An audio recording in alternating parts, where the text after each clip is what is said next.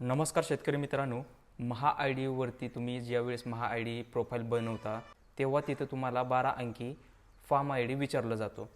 Form I D वेगळा आहे का आणि फार्मर आय डी वेगळा आहे का? जर वेगळा असेल तर फार्म आय डी कशा पद्धतीने शोधायचा याच्या संदर्भातली संपूर्ण प्रोसेस आपण या व्हिडिओमध्ये पाहणार आहोत. नमस्कार, मी तुमचा योजना दूत. तुम्ही बघत आहात नवीन योजना यूट्यूब चॅनल.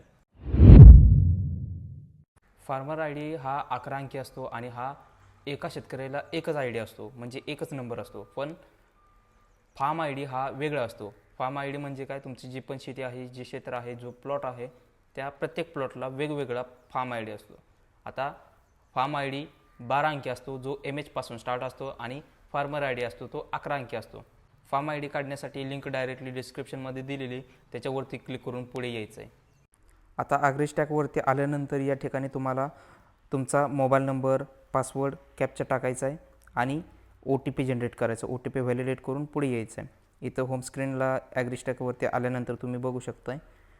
आता इथं व्ह्यू माय इन्फॉर्मेशन हा ऑप्शन आहे, त्यावरती क्लिक करायचं आहे. तुमची सगळी डिटेल या ठिकाणी आलेली असणार आहे.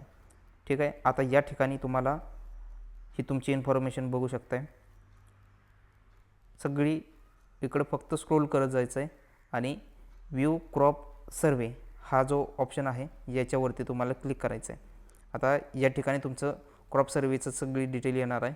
यामध्ये form land plot I D हा तुमचा फार्म आय डी असणार आहे. तर अशा पद्धतीने तुमचा हा फार्म आय डी शोधायचा आहे. वेगवेगळे तुमचं प्लॉट असतील तर वेगवेगळे फॉर्म आय डी भेटणार आहेत.